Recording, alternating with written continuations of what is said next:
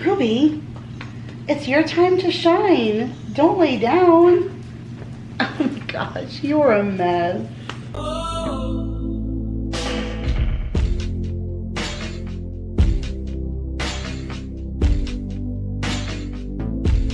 What is up, you guys? Welcome back to another video. My name is Kira if you are new, and somebody is being camera shy. But today is the last video in this 3-part series that I did, which was meeting my pets. Maybe I'll continue the series and I'll do one-on-one with each of the individuals in my house and kind of do like a get to know everybody for all of our new people. We haven't really done that in a really long time. You're not camera shy, are you? No, you're not. You always want to be the star of the show. Yeah, but you're not. You know. Yeah, no. Ruby is the queen. She just swatted you. She said, go away, sir. This is my moment. You're such a good girl, Ruby. So what I've been doing for the past 2 videos is just kind of, like I said, doing like a get to know me, but doing it pet style. So basically just letting you know the backstory, how we got our pet and how we chose their name, and then maybe their favorites, what kind of food they use and all of that. Stop licking her face. You're such a mess. So Ruby is actually the 4th dog that I ever owned. I had a dog as a child that lasted forever. Coco lasted until a few months shy of 20, which is like unheard of nowadays for dogs, but we put her down on Valentine's Day in 2007, and I had her from when I was 6 years old. So do the math, I'm 41, so she was 19 years old. Daryl came with me to put her down, and it was one of the hardest things I had ever had to do because I had the closest connection with Coco as a dog. I had other pets growing up, but she was my first dog. So Coco and I were very, very close. So it really hurt me to put her down, but at the same time, at that age, she had seen all of her good points in her life and she was really starting to suffer, and nobody wants that. Then we got Oz, who Oz was absolutely amazing. I'm obviously not going to do get to know yous on dogs that have passed, although I wish I could have. Oz was incredible. He was one of the best dogs I've ever owned. Oz was a pit lab mix. He was such a good boy. Coco was a, what did they say she was? She was a mixed breed, but she had husky in her and something else. I'm not exactly sure. Coco was a complete mutt. Nobody ever really knew what she was, and back then they didn't have like DNA tests. Oz they knew was a pit lab, and he was such a good boy.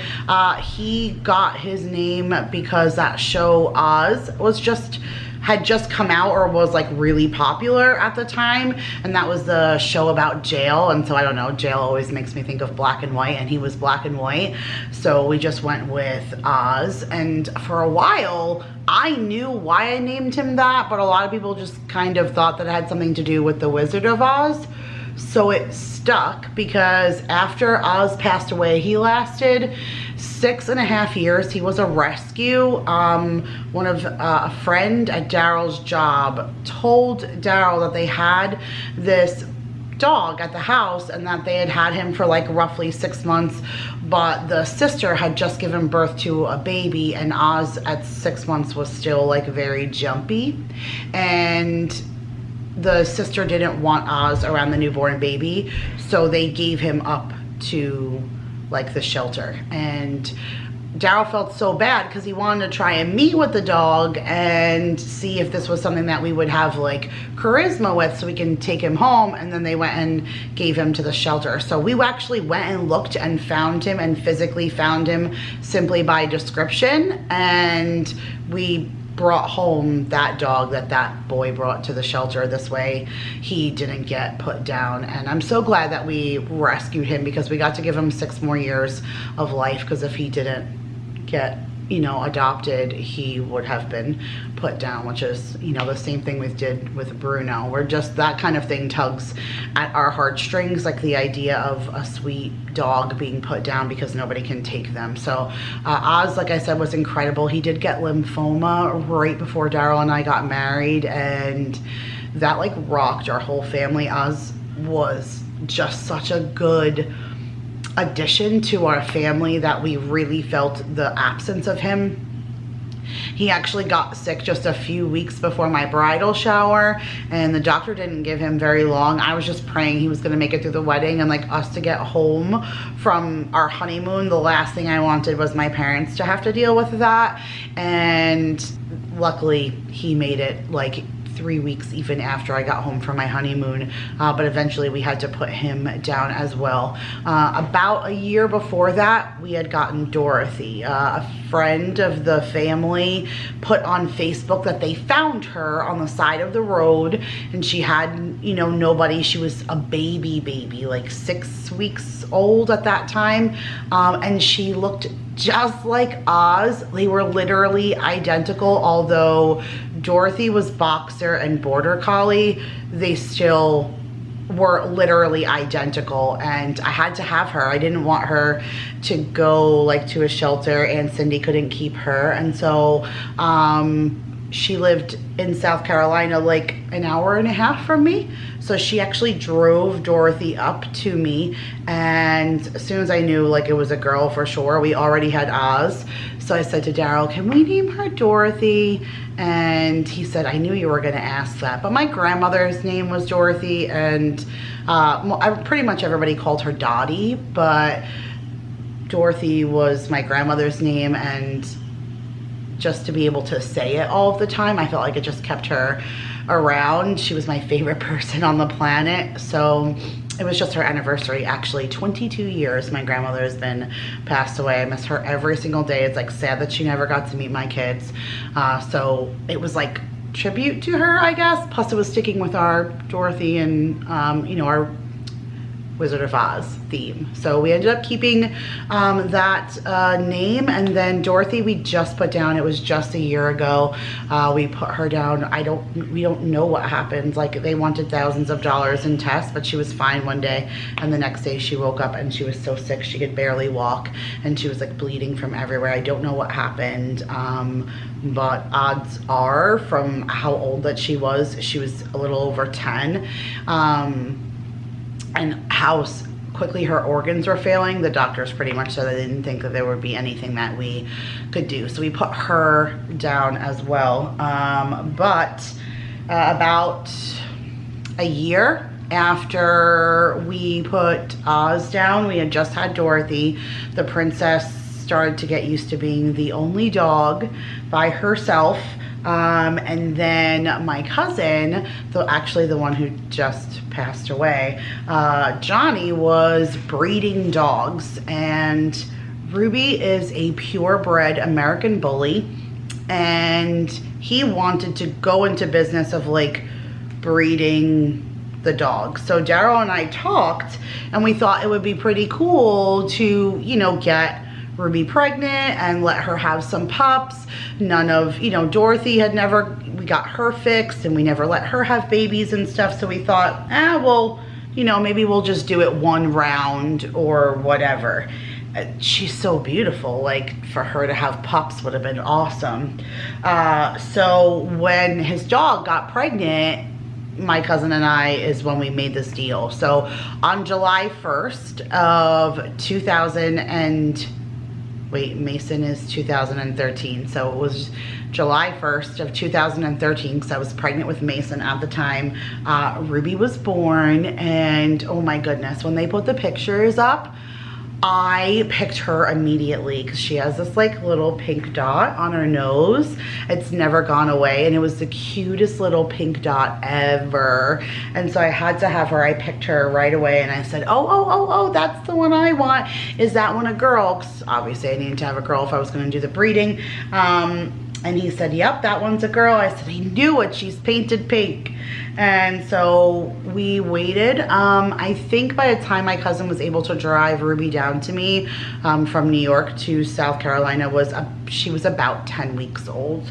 So I got her this September of 2013, and oh my goodness, I'll see if I can find a picture, but she was the cutest little pup. She just was so timid. She's still like that. Like if I pick up the broom and she's lying on the floor and I'm like sweeping the floor in the room she's in, she cowers. And my cousin Johnny was obsessed with all animals, so I know he didn't harm her. Maybe the vet said like some dogs are just really timid and that's just their nature to be like on the skittish side, but she's so skittish. She's so afraid and you wouldn't even know. So when we had Ruby and Dorothy and we lived in South Carolina, because Ruby is so strong and so solid, she's 80 pounds, and she's so strong and so solid that when we would take them to the vet, I couldn't like do it by myself. I'd have to have either Daryl or Paul take off the day that I would go to the vet so that one of them could go with me. Like one could take a dog and I could take the other and we could bring them both to the vet at the same time. And one time we were like the first person in there and Paul was with me, and they bring Dorothy and Ruby into the back and they're doing like all the preliminary stuff. They're getting a fecal sample, they're checking eyes, ears, nose, mouth, you know, all the things. And all of a sudden we hear this loud pitched yipe. Yipe, yipe, yipe, yipe. And I said, I bet you that's Ruby. Paul was like, get the heck out of here. That is not Ruby. That's like a poodle or a chihuahua being slaughtered back there. That is not our beast. I'm like, I'm telling you, she gets really nervous here. I'm pretty sure that that's her. And so we hear like the loud yiping again. He was like, no way, it's not Ruby. And I was like, all right.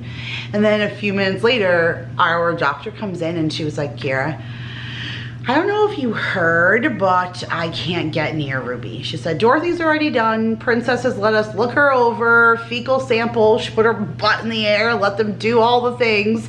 And she was completely fine. She's like, I cannot touch Ruby. She said, she'll let me look at her and pet her and stuff. She said, but once I start traveling down her butt, feeling around, she says, no way in heck we're getting a fecal sample. Like there's just, next time you have to sedate her. Like, so sometimes I have to sedate her to bring her to the vet because she's just like so, that bothers her. She's so weird. But obviously Ruby kind of gives it away once we decided that we were sticking with the Wizard of Oz theme. It's kind of hard to find another girl name unless you're gonna do like Glenda the Good Witch or something like that. It was kind of hard. But when we went through and I found Ruby, I was like, okay, that's perfect. Like Ruby slippers, that fits with the Wizard of Oz also. Plus it's still like a very distinguished name.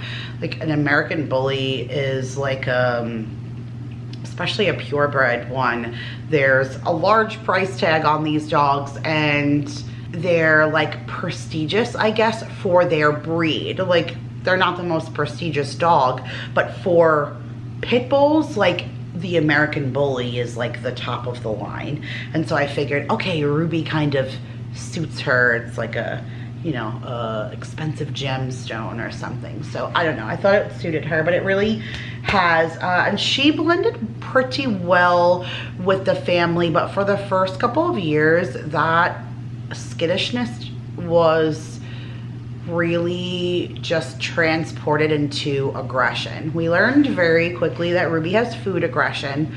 She's always hungry. Like, that was never like that. We never had that problem with Oz. He ate when we put his bowl down. If he didn't want it, he came back to it. He knew what bowl was his. When we had Dorothy, she did the same thing. She ate when she wanted to. We just made sure there was always food in the bowl, and they just picked and they ate as they wanted to go. And nobody touched each other's bowl. And once Ruby came, she would eat her bowl and then she would go over and check out Dorothy and see what Dorothy was doing. And Dorothy would nibble, nibble, nibble. And she would eat so slow. And then sometimes she wouldn't finish. And if she would go into the bowl when Dorothy walked away, Dorothy would go back and snap at her. Or sometimes she would growl at her when Ruby was like over her shoulder. And so then she would growl and then she would respond, and the two of them started getting into some serious arguments. I was kind of afraid for a bit that I wasn't going to be able to keep both of them because it was so hard to feed them. They would fight all the time if you dropped a bone, and they like tried to go at it, and one of them twice Dorothy ended up into the pet ER. Ruby would always know that she got into a fight with Dorothy. There would definitely be remnants on Ruby, but she was so much larger and more solid and thicker and stronger and more powerful that she always dominated in a fight. The one that always left the fight most injured was Dorothy. One time was just an ER visit, another time led to surgery because they had to like drain things and all that. It was such a hot mess. And the very last straw was me in New York one summer. Daryl was still home. We were living in South Carolina, and I don't remember what it was, but he was downstairs in the kitchen and the dogs were eating, and he walked up the stairs and he flipped the light off in the kitchen on his way up, but he left the stairwell light on so the dogs could still see while they were finishing. Well, I guess Beast here finished her food, and she went over to Dorothy, and Dorothy growled, and the two of them started like scrapping on the floor. But Daryl could hear that it was really bad, so he turned around on the stairwell and he ran down, and he never got a chance to turn the light on. He just like dove in between them, and he was trying to like keep them back a distance like this, and they mutilated his hands while he was keeping them apart. Daryl ended up sending me video, like once he separated them and whatever. He sent me video because then he turned the lights on. It looked like a freaking massacre in my kitchen. There was blood everywhere. Daryl was tore up. I felt so bad for not being home, like to be able to take care of him, wrap him, help with the dogs, the cleanup. It was a big disaster. But I happened to be home at that time with a family member who said, hey, why don't you feed them separately? Put them in different rooms and let them eat so that there's no more food aggression. And I thought that was the most incredible idea, and we've been doing that ever since. The dogs don't eat in the same room, but they eat completely on opposite sides. One eats in the kitchen and one eats in the dining room all the way on the other side. This way they're never together, and that even carried over to Bruno because Dorothy's not here anymore. It's just for Ruby's sake to make sure that she is not tempted to eat somebody else's food and then have it cause an argument. And even this one, when I try and keep her out of trouble, like separating people when she's going to eat, we had a dog from 2 houses down eat through the neighbor's fence and then eat through our fence and come into our backyard a couple of days ago, and Ruby got into a fight with the dog, and I don't know if you could see, but the dog bit her right here. I've been cleaning it and stuff, and so it looks like it's fine. I wasn't gonna bring her to the vet for that. I feel like I've done that so many times, and they charge me hundreds of dollars to clean it and to give me the little cream that I already have here that I've been putting on for her.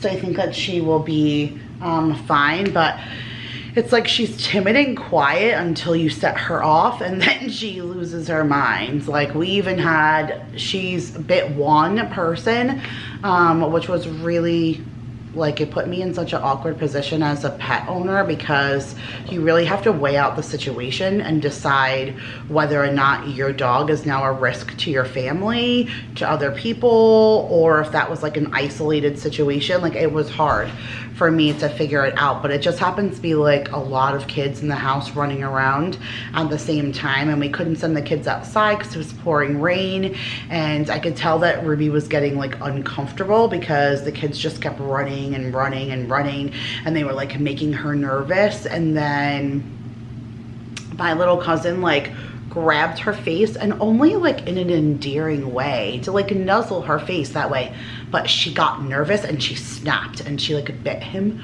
right here. It was either right here or right here, because it could have been like really, really close to his eye. It could have been really bad. So it was either up here, like a piercing, or down here. But it was really, really, really close to his eye. It was horrible. He had to get stitches and stuff. I mean, you can't tell now, which is great. This was years and years ago. I want to say like 6 or 7 years ago, like that. I don't even think mine was born yet.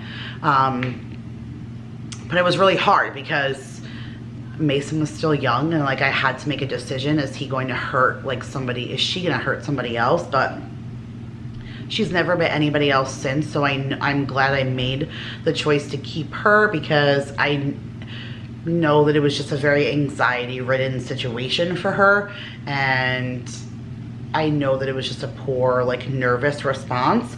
But otherwise, since then, she really just has been a good dog. We have no complaints.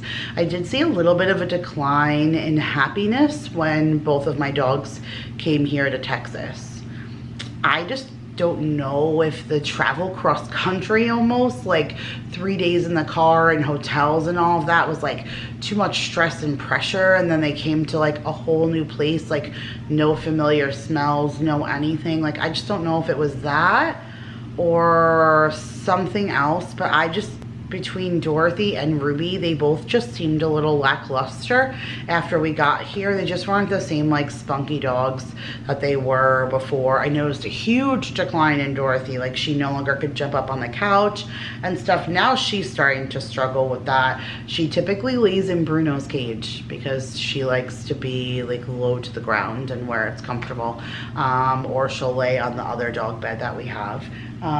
But if she could, she'd go back to sleeping in my bed the way that they used to. But I haven't let them upstairs and in my bed since we lived at this house, which is almost 2 years. So I know that's probably hard for her. She is on a diet right now. We do have her on, I believe, the last food that we tried for her that she really liked was something from Costco. And it was like the... I don't know, I think it was their brand, but it was like for older dogs, but a complete nutrition. The ingredients were really good. It was something that Vanessa from Lemonade Mom always purchased in her grocery hauls when she would shop there, and I had never given it a try, and we tried it and she really, really liked it. So when we go back to Costco this time, I'm gonna have to grab that for her. She definitely loves her snacks. If you say the word snack, she will. I'm surprised that wasn't enough. Did you want a snack? Whoa, nothing? Really? Are you making a liar out of me? Do you want a snack, Ruby? Oh, that got you to sit up a little, huh? You want one? I get you one. Oh, yeah. You want one? I get one for you. You want me to go get you a snack? Have a kiss? Yeah, sure, you're so good. You guys, look how beautiful she is. You're so pretty. I love her coloring. She's considered a tri, which makes her so unique for the American Bully because she's all 3 colors. It is very, very rare for them to be this like grayish blue color. That's not rare, but it's rare for them to be gray and like blue with the white and then all of the brindle markings that she has. So they definitely consider like this color to be super unique. She wasn't really into playing with toys, but now that we have Bruno, she's like back to playing with toys and definitely being spunky. I noticed that Dorothy was kind of holding her down because she was getting old. So they pretty much just laid together all the time and did nothing. Bruno keeps her going. He is constantly like nipping at her and snipping at her and nibbling at her, and she just goes with it. She jumps, she leaps. So much more exercise this one has gotten since Bruno got here. It's actually a surprise when we just brought her to the vet and they still felt like she was overweight. I mean, I know she's thick and stocky, but hey, I understand thick and stocky need love too. But she's also like a solid dog. Her head's like a giant coconut. And like, I feel like that thing's got away more than the human average head to begin with. So I feel like she's just super she's like me. We're never gonna be 100 pounds. Like, that's just not written in the stars for us. Like, we're just a stocky build, and that's just her. Like, she's very, a couple of like her brothers and sisters, I don't know if I could find the pictures. I'll have to go onto Johnny's Instagram and see if he still has them. I know my family like left his Instagram up, but like one of her brothers, he's like so strong. He's like standing there like this. His arms are like, you know, that inverted bulldog look. I mean, that's the bull in Pitbull is the bulldog, and it's like that big bulldog look in his face. And I didn't clip her ears. Most people who have pit bulls clip their ears so that they stick up. I like the big floppy ear look, so I didn't clip hers. But people clip the ears. I kind of think it's inhumane anyways. But they'll clip the ears and they'll make them look pointy like cat ears. And so like that, her brother is like big and strong with these like big pointy ears and stuff, like super intimidating. I don't feel like I get that from her, but I definitely have old pictures of her in my phone, like at the top of the stairs in the house in South Carolina, where she was like, you're like, wow, you are a beast. Like, she just looks incredibly stocky and stuff, but she has the biggest heart. And right now she's so lovable. If you start talking to her, she like can't handle it. Her butt goes like all wiggly and everything, and she like, that's it, like she can't take it. She absolutely loves that we make them food. I typically take chicken or some kind of like extra meat that we have in the house, like extra of, and I will cook it down and shred it or cut it up or dice it up, or, you know, ground beef or ground pork or whatever. And then I'll usually mix it with rice and pumpkin and coconut oil, and I use peas and carrots, like a mixed vegetable from Walmart, and I'll put that all together. And then I'll put a little bit of wet food in only at night with their dry food. They get 1 cup, like 1 serving of dry food in the morning for breakfast. Maya feeds them that before they go to school. And then at night, right at 6 o'clock, they'll get some more of their dry food and then a scoop of this homemade mixture. And they just really love it. I find that it's been helpful for them. I don't have to buy wet food. It's like not eating the dry monotonous food all the time. The coconut oil is really good for their coat and stuff, so I definitely have seen like how shiny and healthy that Bruno looks as he's, you know, gotten older. Ruby, it's a little bit harder now. She is like still like shiny and her coat is still good, but you know, as we get older, she's like 75 almost right now. As we get older, we know that things start to change for us, right? Our hair consistency changes and our body and all that changes. So I definitely see changes in her, like due to age, but otherwise I don't think that I could imagine life without ever having her. She really has just been so incredible. I'm going to like scoot back over because I feel like this video is about her and you can't even see her face. Baby girl, this video is all about meeting Ruby. And where is Ruby? Are you being lazy? She's being really lazy, you guys.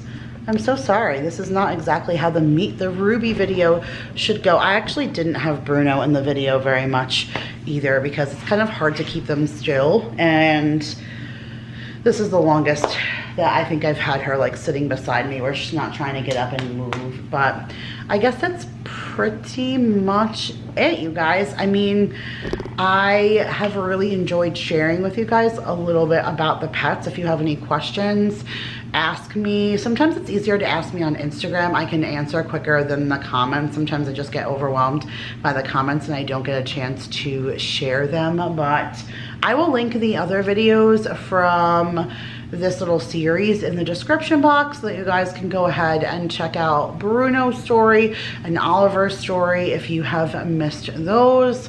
I definitely feel like I have my hands full with these 3, between the 2 dogs and the cat and then the 3 kids and the 2 grown men. Like, this house is definitely full of adventure all the time, but I wouldn't trade it for anything, would I, girl? No. All right, you guys, thank you so much for watching. I hope you enjoyed getting a chance to meet all of my pets and learning about their favorites and what food they eat and what they love and all of the things. And if you guys would like I said, maybe I'll do an edition where you meet each one of the family members. It'll take time. I don't do these videos very often. They're not everybody's favorite kinds of videos, so sometimes it's hard to put a video out that not everybody wants to watch.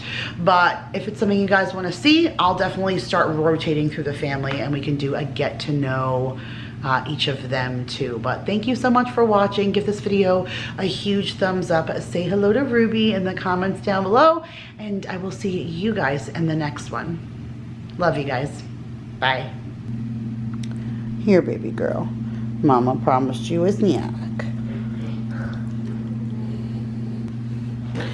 Ruby.